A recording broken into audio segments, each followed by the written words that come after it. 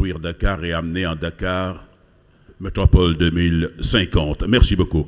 Alors, nous allons progresser, mesdames et messieurs, en invitant ici, dans le cadre de cette deuxième partie, indice composite par Abdurrahman Badsen, directeur de l'aménagement du territoire, s'il vous plaît.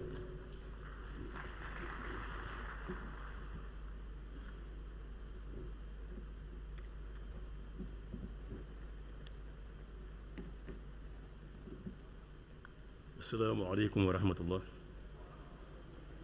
Monsieur le Premier ministre, Monsieur le ministre de l'Urbanisme, des Collectivités, de l'Aménagement du Territoire, Monsieur le secrétaire d'État à l'Urbanisme et au Logement, Monsieur les ministres du gouvernement, Mesdames et Messieurs à vos titres, grades et rangs. Je m'appelle Harouna Ba, je suis le directeur des collectivités territoriales. Je suis dans l'équipe de trio constitué par le ministre Balla Moussa Fofana pour procéder à la présentation sur le pôle territoire. Vous avez raison, M. Faye, Dr Mbad de Sen viendra tout à l'heure pour prendre en charge une partie dédiée à l'indice que vous avez annoncé. Il sera suivi de Mme Oumou Kalsoum Sek, directeur de la planification spatiale de l'ANAT, pour nous entretenir les organes de gouvernance du pôle territoire. C'est dire, M. le Premier ministre, dirigé pour avoir fait les 7 pôles territoires. Et à chaque fois, c'est lui-même qui a présenté et échangé avec les élus territoriaux, dont je salue massivement la présence des présidents de Fetière. Nous avons, très chers collègues, 20 minutes pour procéder à cette présentation. Et je voudrais, rappeler, dès l'entame de mes... C'est en 4 parties rapidement les éléments de contexte. Ensuite, l'indice composite avec la vision généreuse du président. Ensuite, l'indice composite avec la vision généreuse du président Bassirou les pôles territoires. Et dans le cadre aménagement et développement territorial durable, bonne gouvernance et engagement citoyen. Territorial durable, bonne gouvernance et engagement citoyen.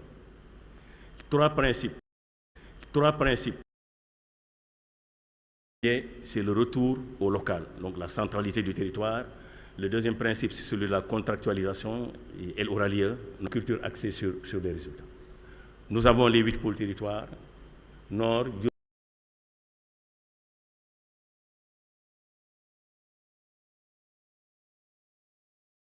nous collecterons avec Dakar, clarifier un aménagement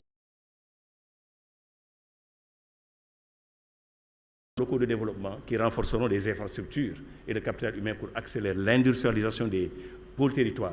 La politique industrielle pourra exploiter les opportunités liées aux ressources naturelles tout en soutenant l'économie sociale et solidaire, du territoire. Je m'en vais introduire le docteur Abdurrahman Sen, qui est le directeur de l'aménagement du territoire, qui va nous...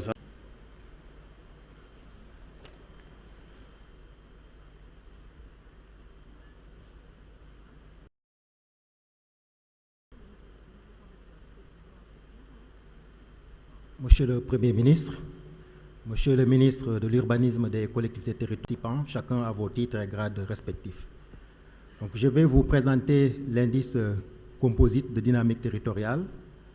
Avant de commencer, je voudrais quand même remercier le chef de l'État pour sa confiance, ainsi que le ministre, M. Moussa Balla Fofana, également pour sa confiance, et pour tout l'appui qu'il nous apporte dans le cadre du travail que nous faisons.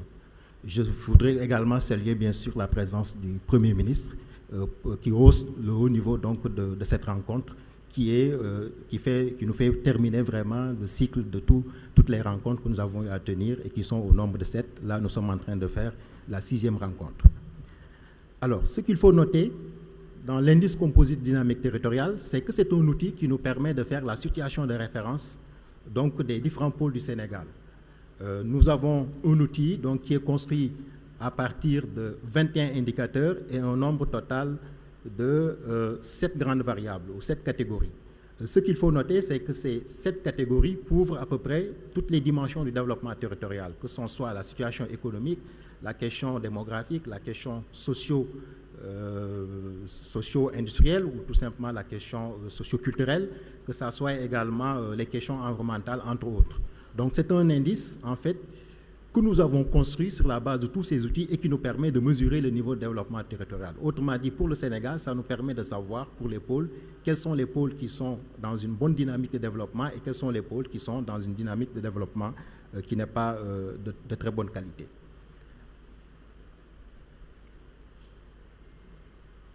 Alors, lorsque nous avons construit cet indice, comme vous le voyez bien au niveau du tableau, on voit qu'il y a une grande inégalité entre les différents territoires du Sénégal.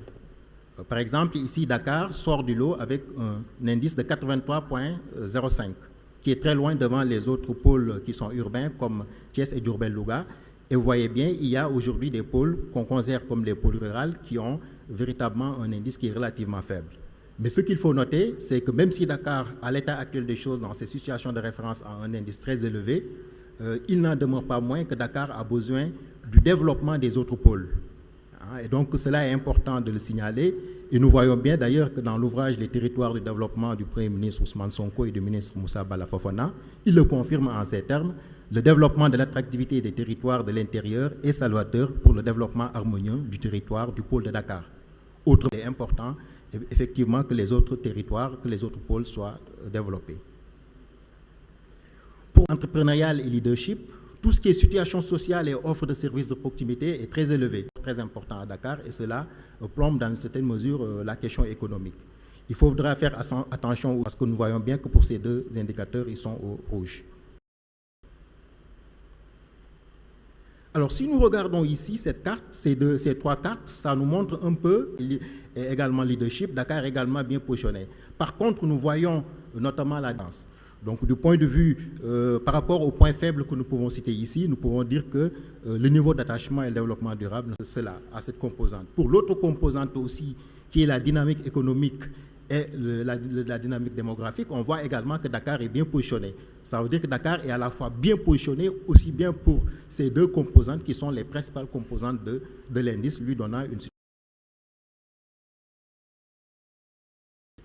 Donc, si nous regardons un peu cet outil, ce graphique, il montre un peu la position de Dakar, vous voyez bien, qui est très bien positionné par rapport aux deux composantes pôles que nous avons. Et nous pouvons citer ici un certain nombre automatiquement, notamment le premier enjeu, c'est la réduction des inégalités sociales et le renforcement de l'implication. Enfin, Dakar doit certes continuer de se développer sur le plan économique, mais il est important qu'on veille à ce qu'on ait une croissance de la population. Alors, une fois que nous avons fait cette analyse, nous avons essayé d'avoir comme point de mire le référentiel 2050. On a joué sur les différentes composantes de l'indice et nous avons pu, dans une perspective d'anticiper sur le futur, nous avons mis en place ces trois scénarios au niveau du ministère. Et ces trois scénarios sont d'abord le premier scénario qu'on peut considérer comme optimiste, qui est le scénario de la réussite ambitieuse. Le second, qui est celle de le scénario de la transformation partielle ou modérée. Et enfin, nous avons noté tout simplement pour le scénario de réussite ambitieuse, qui c'est d'avoir un indice qui quitte de 83%, ou tout simplement celui de stagnation critique qui suit devenir de plus en plus important. Alors, ce que montre un peu ce graphique-là, enfin, nous avons pris des critères qui sont fondamentaux, en tout cas, et qui peuvent permettre d'atteindre ce scénario que nous souhaitons, qui est ou de déclin même relatif. Sur le plan de la cohésion sociale, nous visons de renforcer ce qui est intégré et qui devrait permettre véritablement d'atteindre plus facilement cet objectif. Néanmoins, en dépit de tout le pilotage de la transition économique. Autrement dit, il est important de diversifier l'économie hors hydrocarbures. Les hydrocarbures, c'est très important, mais c'est important, comme disait Bernard Pecker, un grand économiste, que c'est important de construire son économie au-delà des hydrocarbures. L'autre, enfin, nous avons le fait de renforcer la coopération interpôle. Jusque-là, nous parlons des pôles, mais il est important aussi de construire, de réfléchir sur comment les différents pôles vont être interliés. Et cette coopération interpôle nous semble être importante, notamment en mettant en place un corridor économique Dakar-Thiès-Saint-Louis, ou tout simplement en mutualisant les compétences. En conclusion, donc vous voyez bien, on est vraiment dans l'urgence d'une action concertée. Nous estimons que pour que ce scénario de réussite ambitieuse puisse être atteint, il est important qu'on ait une mobilisation de l'ensemble des acteurs du pôle de Dakar, mais aussi il est important qu'on investisse massivement dans la gouvernance métropolitaine et dans la justice spatiale. Enfin, nous estimons que l'avenir de Dakar, comme métropole internationale ou vu le monde, va dépendre de nos décisions, de notre engagement collectif aujourd'hui. Je vous remercie de votre aimable attention. Merci beaucoup. Les applaudissements du directeur de l'aménagement du territoire qui vient de nous dresser la situation de référence du pôle territoire de Dakar en la caractérisant par des variables d'information. Il faut rappeler qu'il a capturé 7 critères et une vingtaine d'indicateurs. À présent, nous allons introduire Mme Oumou Khairisek, qui est la directrice de la planification spatiale de l'ANAT, qui va nous entretenir des potentialités économiques du pôle territoire de Dakar. Madame Sek.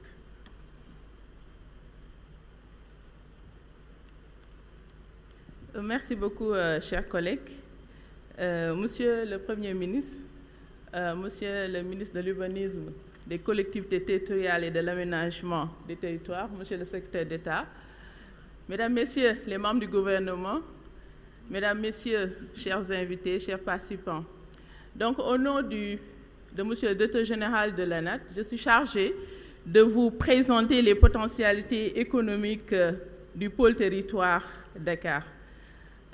Mon collègue des directeurs que nous avons extrait ici, territoire de développement, écrit conjointement par M. le Premier ministre et M. le ministre Moussa Bala Fofana, avait compris cela. Je cite, le grand territoire urbain constitué par Dakar doit assumer sa fonction de capitale d'affaires digne du défi économique du continent noir. Je m'en arrête là. On peut aller sur le second slide. Le pôle territoire Dakar, comme vous le voyez ici, représente 22% de la population nationale. En d'autres termes, un Sénégalais presque sur 4 vit à Dakar. Nous constatons également que la population actuelle s'élève à plus de 4 millions d'habitants. Presque Dakar est 100% urbain. Cette urbanisation quasi totale que nous comparons avec la densité, la forte densité, pose des défis majeurs, vous l'avez compris, en matière de mobilité, d'accès aux services, de gestion foncière et de résilience climatique. Mais ce qui nous c'est une collectivité territoriale, ce qui mais également une complexité de la gouvernance. À 50% de la richesse nationale, le PIB. Presque 50% de la richesse nationale provient, plus de 70% de l'emploi national. Le slide suivant, nous avons essayé de cartographier les dynamiques économiques de la capitale, Dakar, et on peut scinder ces dynamiques-là sur 5 grands secteurs. Je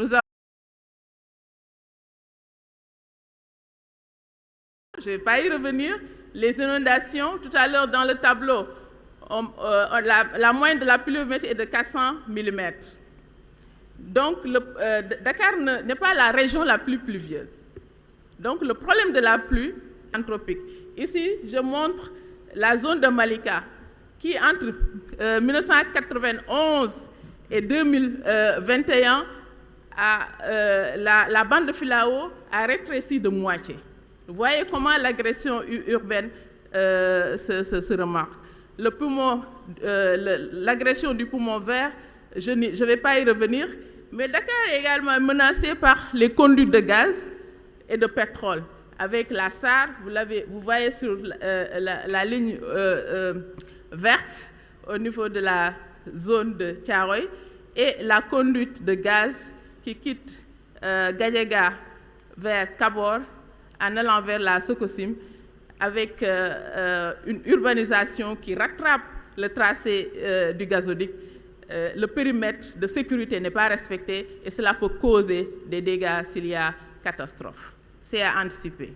Maintenant, cette image montre le remontée de temps dans la zone de captage. Juste pour vous donner, vous pouvez cliquer encore une fois, juste pour vous donner une idée de comment la zone de captage a évolué entre 1999 et 2022. Ces zones de captage, si vous la connaissez, étaient un réceptif d'eau, de pluie, de ruissellement au niveau de Dakar, qui recevait les eaux de Liberté, de Grand Yoff jusqu'à Sacré-Cœur. Et aujourd'hui, l'image montre comment cette zone s'est densifiée entre 1999 et 2022. Ce qui renseigne sur comment l'urbanisation obstrue les voies naturelles de ruissellement des eaux et obstrue les zones qui captaient traditionnellement les eaux de pluie. C'est juste un exemple parmi tant d'autres. On pouvait le faire sur la zone du littoral, on pouvait le faire sur Pikine, on pouvait le faire également sur Guédiawaye. Allons-y.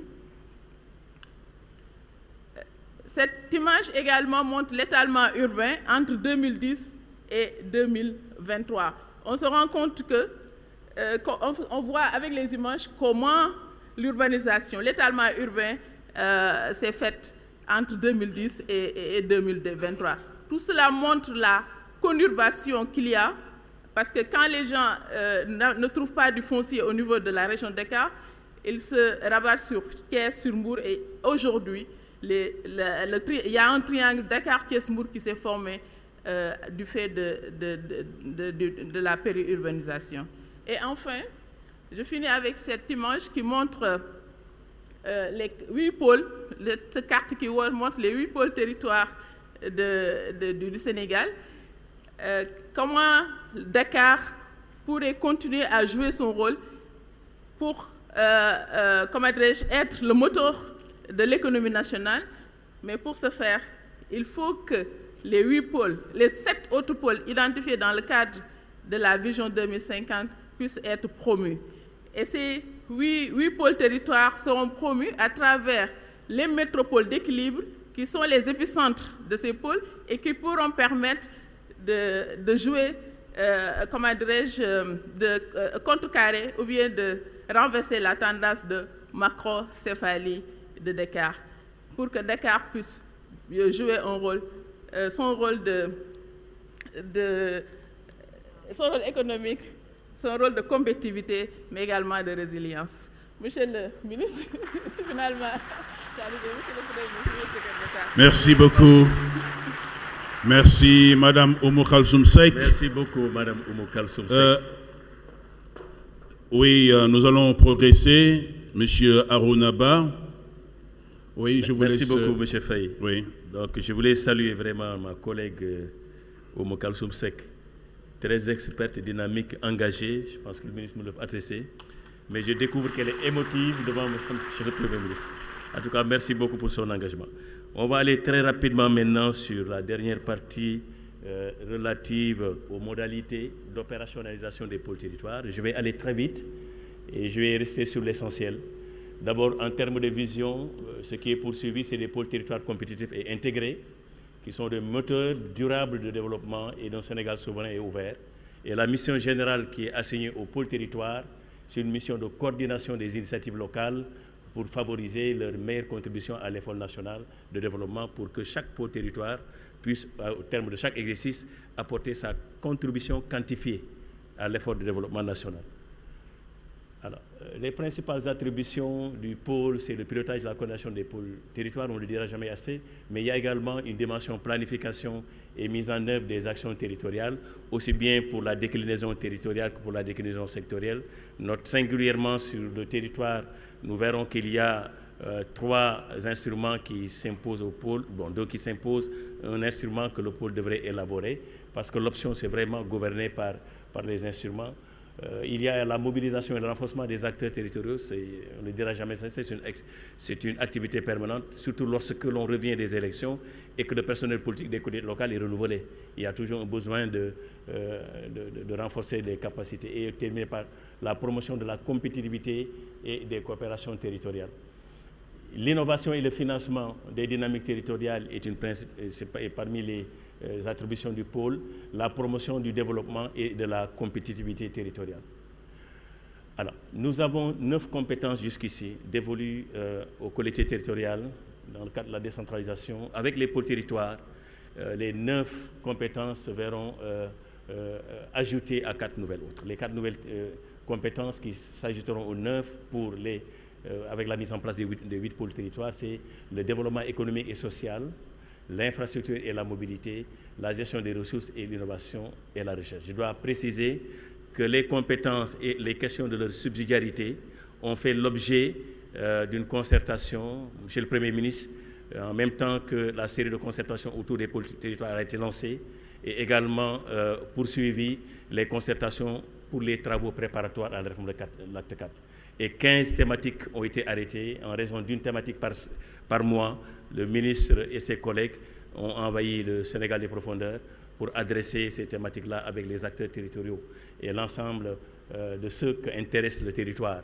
Donc cette question des compétences a fait l'objet d'une discussion et on est arrivé à un niveau tel que sur une compétence donnée, on sait faire le dispatching entre la commune, le département et le pôle territoire.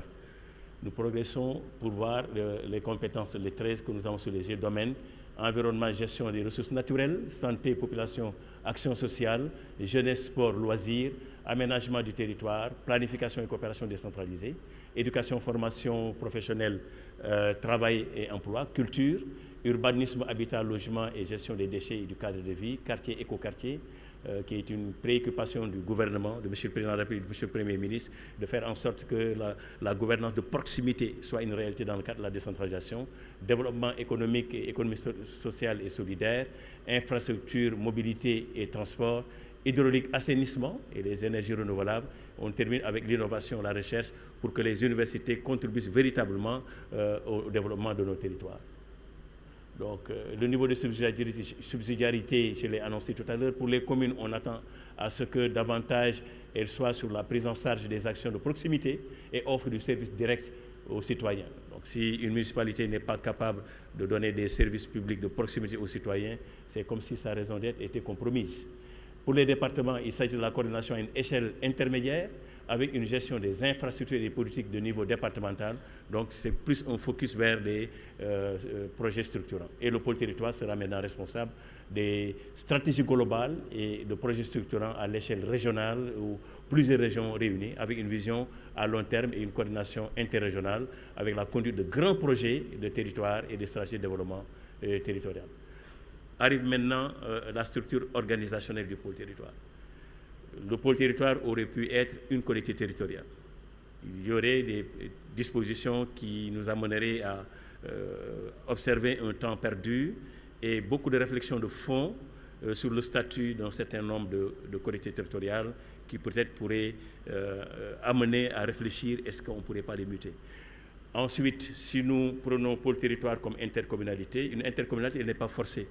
La collectivité locale qui estime pouvoir être dans une intercommunalité et y soit avec vraiment une liberté qui mobilise l'onction du conseil communal. Et le territoire du pôle territoire peut être mis en cause si une commune décide de sortir d'une intercommunalité du pôle. Finalement, ce qu'on a retenu, c'est véritablement une solution médiane qui consiste à avoir un établissement plus territorial doté d'un espace de démocratie participative. Voilà pourquoi on propose, Monsieur le Premier ministre, un conseil de territoire au sein du pôle territoire qui va admettre en son sein les élus, mais l'innovation, c'est que vous allez aussi avoir les autres catégories d'acteurs. Donc, à raison peut-être de 3/5 pour les élus ou 3/4 pour les élus, mais encore une fois, il faudrait qu'il y ait les autres catégories d'acteurs, à savoir l'université, la société civile, le secteur privé, les représentations de jeunes et de femmes, les administrateurs de proximité, les chefs de village, chefs de quartier, les personnes handicapées et la diaspora. À côté, nous avons le bras technique et les directions du pôle et 2 autres organes, l'organe de contrôle de légalité, et de plus en plus les réflexions ont été engagées pour que l'administration territoriale, au-delà du contrôle de légalité, puisse se voir dotée de compétences de suivi et évaluation. Voilà pourquoi, dans le cadre des coopérations territoriales qui sont mises en place au nombre de 6, et nous allons initier le test du dispositif institutionnel de suivi, évaluation, contrôle pour permettre aux représentants de l'État d'aller au-delà du contrôle de légalité sûrement. La chambre consultative, elle est importante. Elle va permettre aux autres catégories d'acteurs de porter la réflexion et de soumettre au Conseil des territoires des réflexions sur lesquelles, véritablement, c'est un retour d'expérience ou bien de l'expérience concluante de terrain qui peuvent être capitalisées et rentrer dans la stratégie de développement territorial du pôle. Donc, le secrétaire exécutif, qui est l'organe exécutif, parce que l'organe délibérant, c'est le conseil exécutif, donc serait composé de 9 secrétaires ou de 13, pour couvrir les 13 compétences, ça peut aller jusqu'aux 13, avec, pour le secrétaire exécutif, des secrétaires élus par thématique. Et ça, c'est extrêmement important. Et leur pendant au niveau de la direction générale de pôle, qui va également pourvoir des expertises qui vont rester sur les compétences et qui seront à même d'accompagner véritablement les élus qui seront à la tête donc, des secrétariats élus thématiques au sein du secteur exécutif. Sur le modèle de financement, nous avons trouvé des mécanismes assez intéressants.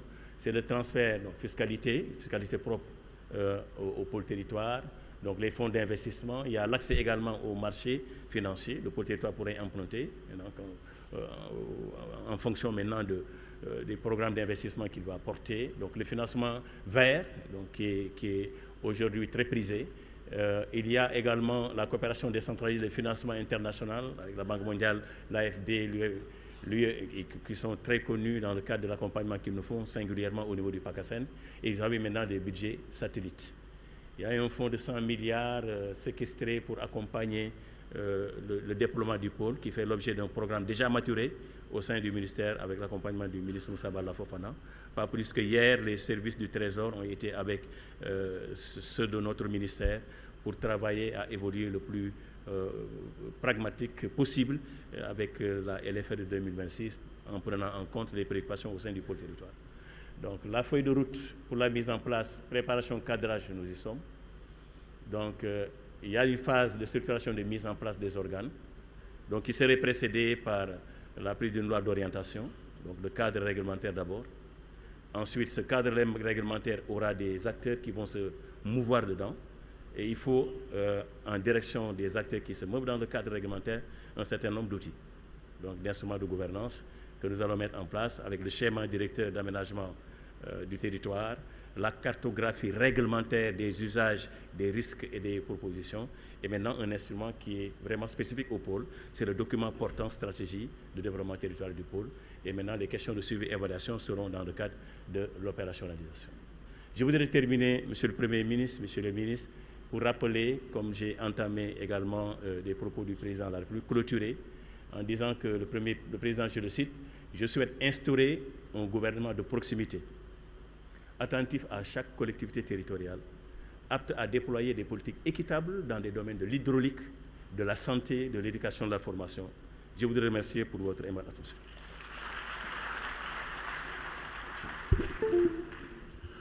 Voilà, merci, mesdames et messieurs. Nous venons d'entendre les voix des 3 experts que sont M. Arona Ba, que vous venez d'entendre, directeur des collectivités territoriales, M. Abdourahmane Sen, directeur de l'aménagement du territoire, et de Mme Oumou Kalsoum Sek, directrice